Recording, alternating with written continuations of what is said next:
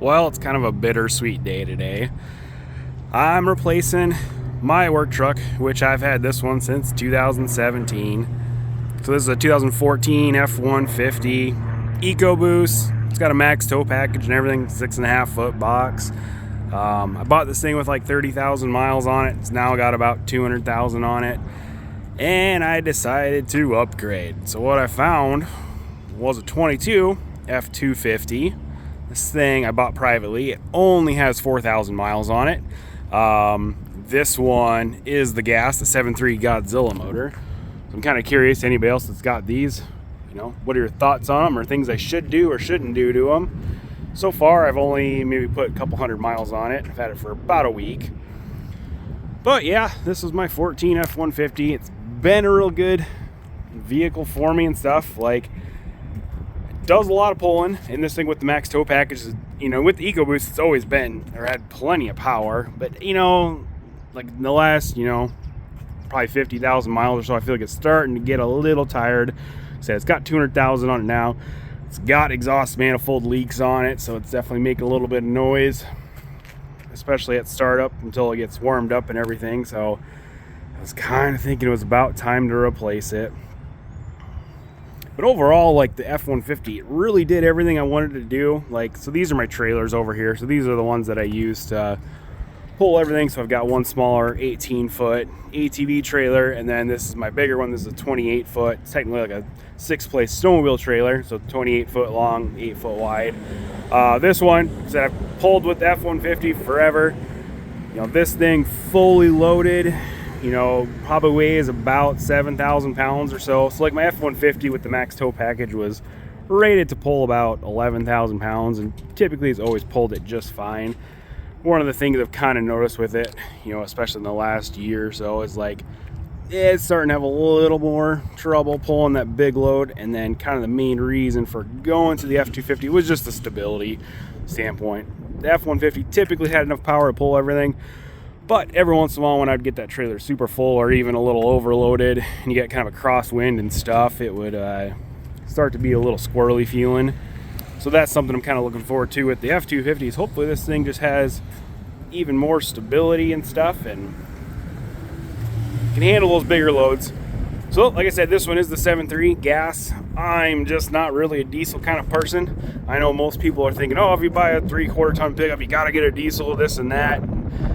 The way I see it, like I said, my big trailer over there, fully loaded, it's maybe 8,000 pounds. Something like this, it's gonna pull it absolutely just fine, and I don't have all the annoyance of all the diesel stuff. So like I said, I'm not big into having to deal with all the DEF stuff, and it seems like every issue with the diesels is when they have an issue, all of a sudden they're just all catastrophic and everything. So far, definitely seems to have enough power.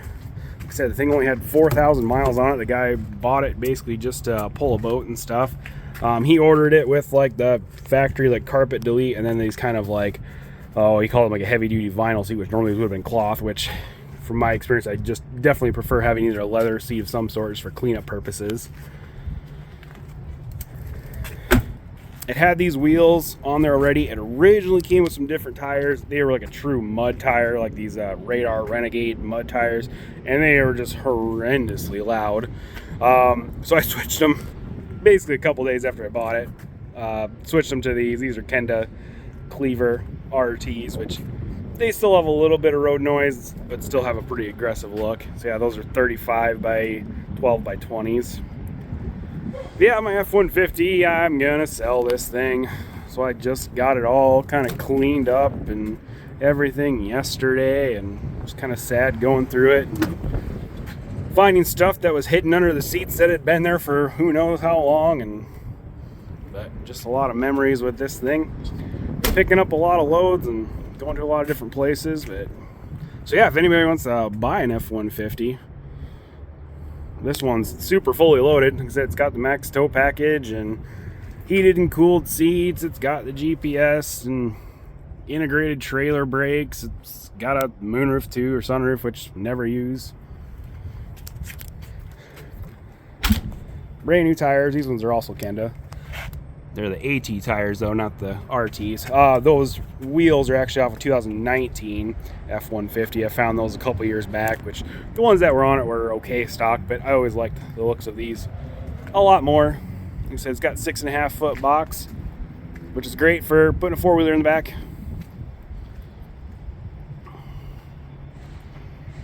I had the tow mirrors. Those are power telescoping, power folding, and said, I mean, for an F-150, it did an amazing job. But I kind of thought if I was going to try to get on 100,000 miles out of it, I was probably going to have to put a decent amount of work into it to really make sure I've got that reliability. And so that's what I was thinking with this thing is, hopefully this thing will be good for, 300,000 miles with pretty minimal maintenance. But yeah, so far, yeah, like I said, this was a 7.3 with 10-speed transmission.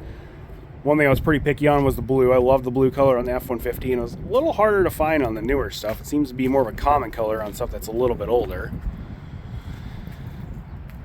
Yeah, let me know what you guys think of these motors with the 7.3, as far as reliability, or if anybody's had, certain things to look out for on them or stuff you should do on them. And yeah, this one, when I got it, the guy put in kind of like a pedal programmer and stuff. The first time I drove it, I thought it was incredibly aggressive off the line. Which he said was the programmer thing. He thought it kind of had some dead spots in the throttle mid-range, but I unplugged that right away. I feel like it kind of drives a lot smoother just in the stock form. But we'll see. I'll try it a little bit, and maybe I'll plug it back in down the road.